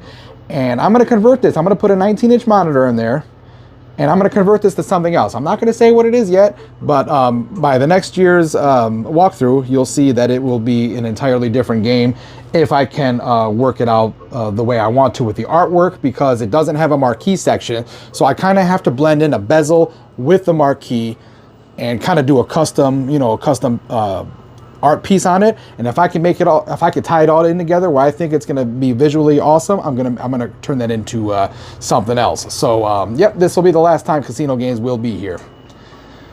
Okay, this is my my scale. Like I mentioned earlier, put your quarter in, it takes your weight, it gives you your lucky numbers, and it gives you a little fortune cookie style personal message. So yeah, I got this from Brad's Arcades too. He's oh, I got casino games from Brad's Arcades too. Actually, that is the game I met Brad with, and we've been buddies ever since. So I got quite a few pieces in my collection from him. Okay, here's my 2005 Golden Tee, and I believe that this is a conversion of some kind, because I don't think they came in the slimmer style cabinets, but I'm glad it did, because I couldn't fit those monstrous ones down in this basement. So to bring this down here, I actually took the monitor out of the game, the control panel off of the game, and brought the empty cabinet down, and then kind of pieced it together down here. It wasn't working at first, so basically I bought two cabinets the same day for really cheap price. So I kind of like took parts out of between the two, and I made a solid working one.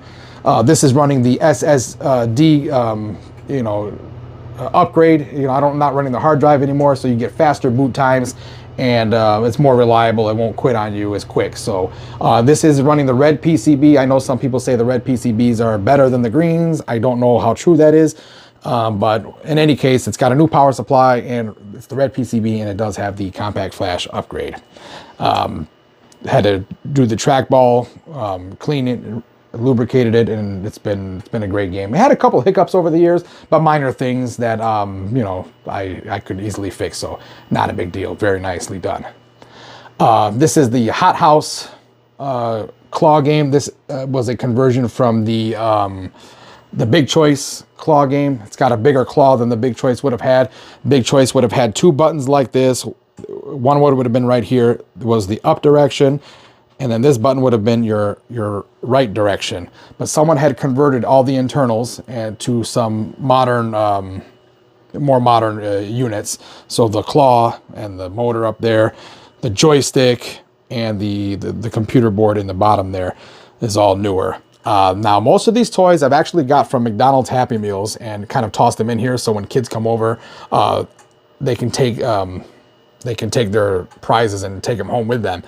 My mom had just donated today, as a matter of fact. She had brought these, like, what do you call those things with a TY on them? Beanie Babies. She had actually found 5 Beanie Babies at the Salvation Army or a place like that for like $1. So, she donated to the arcade, so I thought that was pretty cool. So, this one I bought out of Sandusky, Ohio. It's about, I'm guessing 3 hours from me. I bought it really early on for my son because he loves the claw game, more so when he was a kid, but he still loves it today. And we've had it ever since. It was a pain in the butt to bring in the basement. Me and my brother had brought it down. And I'm sorry, but I think if I leave this place, I am going to leave it behind, because I don't think I'm going to take it up these crazy stairs of mine. It is super heavy. I'll try it, but maybe we'll take that front glass panel off, or as much weight as I can out of it to get it upstairs. But yeah, it was a real chore to getting it down here, and it may end up being left behind. Okay, stunt cycle. I was actually up north, way up north. I was about 6 hours away when this listing has shown up local to my house. So I've been looking for one for a while. I was watching Slick Nick's Arcade. He did a video on Stunt Cycle, a game I've never seen before or heard of.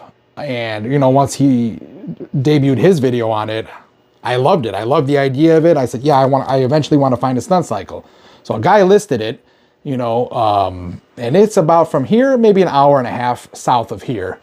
So I worked out a deal with the guy while I was on vacation, and I even offered to give him a deposit online to hold it for me till I got back. And he says, no, he was cool. He was like, no, I'll wait for you. You know, he's like, you seem like you really want it. You don't seem like you're a BSer. And I'm not. If you go see my reviews online, I'm 5 stars, baby. But, but anyway, let's see. So anyway, I left my vacation a day early because I didn't want to come back down and go an hour and a half further each way, all in the same day, you know what I mean, to get this game. So we left a day early. I went to check it out. It wasn't working 100%. I mean, the game was playing, but you know, I had to basically press this button to start a game. I have since, you know, fixed there was some crappy wiring hack job in there. I fixed all the wiring. The player 1 start button here, the player 2 start button here was non-functional because they were tied into that switch, and they were not lighting up and all of that stuff. So basically, long story short, I got it to where you put in your 25 cents, turns on the light, you press the button and the game starts. The extended play option, very similar if you understand pinball. If you get a certain amount of points, you get a free game, you get a free credit. So basically the extended play is that. So if you jump right here, it says 23 buses, and you get that extended play. It lights up white, like just like you see that right there. It'll light up, and then you get another game on the house. So the grips, it came with some really crappy grips. Now these grips that I put on here actually came off of my Paperboy. Now I mentioned earlier, I might have told you this earlier, I don't remember, but if I didn't, I'm going to say it again. Anyhow, these grips came off of the Paperboy when I got it, and I put them on the Stunt Cycle, and these are the ones that would have came on Stunt Cycle, so that was pretty cool that I didn't have to source those. So it's been a great game. You know, I love it. It had a couple of quirks, but the extended play didn't work. I actually had to fix that. And luckily I have the seller actually included a parts PCB that partially works, but it has playability issues. So what I did was there's a little switch similar to like dip switches, but it's a dial switch that kind of turns around. And I basically desoldered it off the parts board, put it on this board, and now the extended play option does work. So everything now on this cabinet works as it should. Rally X Cabaret. I picked this up out of, my son was with me on this pick too. We picked this up out of Columbus, I think, Ohio. No, Cincinnati. Sorry, Cincinnati, Ohio. So about 4 hours south of us. And the guy was asking like $100 for it. And I was like, yeah, I want it. I mean, it was in really crappy shape though. It was rusty. It was crusty. It was not right, you know. And, it didn't work. Nothing worked on it at all, actually. So I had another 13-inch tube that I sourced. Threw that sucker in there. That's in there right now. The marquee is original. Didn't even had to touch that. I painted the brackets though. Changed the T-molding. I put orange because I thought orange looked really cool on it. Put a new graphic down here. New control panel overlay. New bezel. And I put some wheels on it. Some casters, so it's a little higher than it would be. But a lot of the games I like to have wheels on them, and then when they're in the basement, I like to kind of raise them up off the floor a little bit too, just in case there is a flood or anything like that. But knock on wood, we've been good. What else have I done to this thing? Now this one, I'll be honest with you, I'm not even running an original PCB.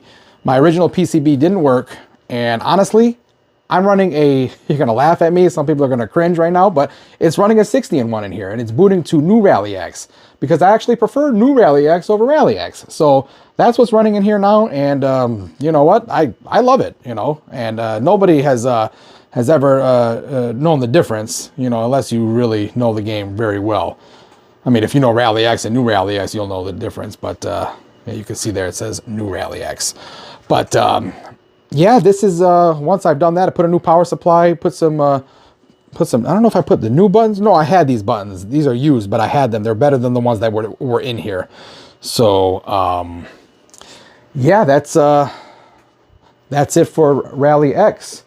So right now, I've gone through all of the games in the collection in detail as promised. So now we're going to go ahead back, sit down, and go over some stats for 2024 and kind of give you guys an idea of our top 5 favorite games, and we'll be right back. Okay, everybody, if you stuck around to the end, we thank you very much. We kind of wanted to go over a few stats here. So what I wanted to mention, firstly, I've mentioned this before. You guys saw the change machine in my intro. So I do have the change machine. It does work. And all my games are set to take quarters. They operate on 1 quarter, 1 play. Also, on that subject, I actually filtered out, I empty all the machines once a year to see, what machines got played the most and all of that. So in the process of doing that, I've actually filtered out all of the newer quarters that were in here. And my idea for this year was all the quarters that I have to be from 1995 or before, because, the quarters have a different feel. And I just wanted to kind of keep the same, vibe going, if you will. I believe the devil's in the details, so I really like this idea, and who knows, maybe some of my guests will catch on as well. We'll see. Now, as far as some of the stats go, I mentioned that I empty the machines, and there are just to see what machines were played the most, and the top 5 machines that were played in this house for 2024 year. Coming in at number 5 was the Pool Sharks Pinball. Coming in at number 4 was the Grip Test from the 50s, the one you squeezed to check your strength out. Coming in at number 3, the Mega Touch that I have, the old Mega Touch, and the JVL. Those have tied for number 3. Coming in at number 2, the Pole Position. And coming in at number 1, which to me wasn't a huge surprise, but it surprised me a little bit, was the Claw Machine, because when the ladies come over, they don't typically play Outrun or Pole Position. They will typically go to Miss Pac-Man behind me here, or they want to play Frogger. I do have Frogger on there too, and they play on the countertop games like the JVL and the Claw Machine, but mostly the Claw Machine. So that's where we're at there. Speaking of top 5s, we're going to continue on with my, these are my top 5 rarest arcade cabinets that I do have. Like I mentioned before, you've seen 4 of them, and there is one I'm going to reveal that I'm going to be doing a project this year in 2025. We're going to get that restored and operational again. But let's go down the list. Coming in at number 5, rarest arcade cabinet that I own personally is the Moon War. Now, if you follow this channel, you saw I've done part 1 of the Moon War, and I'm almost done filming number 2. The PCB is still out by my board guy. He's trying to sort out all the bits with the PCB. So once that PCB is back in my possession, I'm going to expedite the production of that video, and that's going to be a really good one. So you all don't want to miss that. So if you're not subscribed, please like, share, and subscribe this video so you'll be notified when I do future episodes, and you can kind of follow us along as we do things. Now, moving on, coming in at number 4 at my rarest arcade cabinets, it is my Route 16 by Century. Coming in at number 3. It is my King and Balloon, right behind my son here. That's my number 3 rarest. Coming in at number 2, this is the one I was saying that is the project for 2025. It is Killer Comet by it's a Century game but licensed out to Game Plan. So the cabinet is actually shaped exactly like this one of King and Balloon. It looks just like it from the outside, but a different color scheme, and the monitor is horizontal versus the vertical you see here. But a rare cabinet indeed. And now for my number 1 most rarest arcade cabinet I have, it is Virtual Pool by Incredible Technologies. I know it's not the greatest game in the world. However, I did some digging. I actually contacted a gentleman over at Incredible Technologies because I wanted some backstory on this game. I had a feeling it was a prototype. There was rumors that were floating around that it's a prototype, and yes, it is a prototype. Now, the gentleman I spoke to over at Incredible Technologies has informed me that they only made 6 of those cabinets. They did not go into production, and those 6 prototypes were actually placed out in Chicagoland area bars. So I actually got my virtual pool cabinet on the way back from Galloping Ghost Arcade this August. We went to Galloping Ghost to do the 1000th game reveal. So on the way back, I worked out a deal. I said, "Listen, I'm gonna bring the trailer with me. On the way back from Chicago, I'll snag it up." It was literally a 10-minute detour. It couldn't have worked out more perfect, and the game worked. I'd like to get some more artwork for it because it looked like it got wet at some point and the colors kind of got washed out on the control panel overlay and the marquee. But the gentleman over at Incredible Technologies says he can get me a marquee. And as far as the control panel overlay, he said he's going to do some digging. So if that doesn't work, I've got a couple guys in mind that I can have recreate the graphics that are on there. So they're not too far gone, whereas we can't reproduce it. So that will be for a future down the line project. That's not exactly at the top of the list right now. Let's moving on to actually no. Since we're still on the subject of top 5s, I'm going to tell you my top 5 favorite games that I have in this collection here at this house that you guys seen in this video.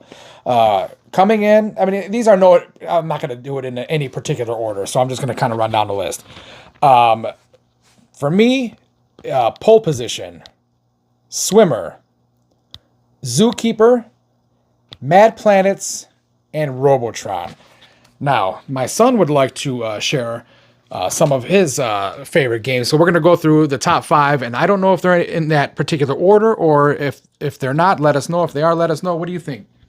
My top 5 favorite games are Donkey Kong, Mario Bros, Cubert, Miss Pac-Man, and New Rally X. Check that out. That's a pretty good lineup indeed. Now, as far as the recap goes, I mentioned a recap earlier. I'd like to touch on all of the videos that we've done for 2024. If you haven't seen the videos, just go ahead. You can go ahead and back and check them out if you wish. But we started off this year with the Galaga pickup, my turbo repair. It was like 2 years in the making. As far as getting finding a working PCB, I found out of a Mini that I drove across the state. I picked up a Mini that didn't have, it wasn't fully working, but the PCB was. So thank goodness for that, because I finally got that turbo up and running. We got the Target Toss / Bags combo by Incredible Technologies. We got the Silver Strike Bowling, also by Incredible Technologies. We picked up that Route 16 that I mentioned earlier. We picked up that virtual pool that I also mentioned earlier. We picked up that, or we didn't pick up, excuse me, we did the custom tapper build because I actually had that cocktail table for a while and I wasn't really sure what I wanted to do with it until me and my son here, we decided to do the tapper build. We did that Super Chase pickup, the one we got from the auction. That was a pretty interesting, and luck was in our favor too, so that was pretty good. We did the Bubbles build, and finally we restored the King and Balloon. Those were the top 10, or I think the only 10 videos I've done this year that were not shorts. So we thank you very much for tuning in. We have a lot more projects we're going to do. Like I said, I'm going to give you that spoiler. The Killer Comet's going to be on the list. And the Moon War, which if you guys have followed the channel, you knew that one was going to come out. I just don't know when. But I've got a whole list of games. I've got some games that are already restored and ready to debut. I just have to get time to get over to the other location and film these for you guys. But I promise at least 10 more videos this year as far as projects go, maybe even more. So it all depends on the amount of free time I have available in 2025. So thank you very much for watching. We look forward for another year of arcade collecting. And oh, one more thing. Hold on. Last year, I forgot how many cabinets we got last year. We picked up, but this year, I believe, or for the year of 2024, I think we only acquired 18 cabinets, some of which were sold. So it was either the year before, it was either 2023 or 2022. We picked up 40, or was it 40? Yeah, 40 cabinets was the record so far.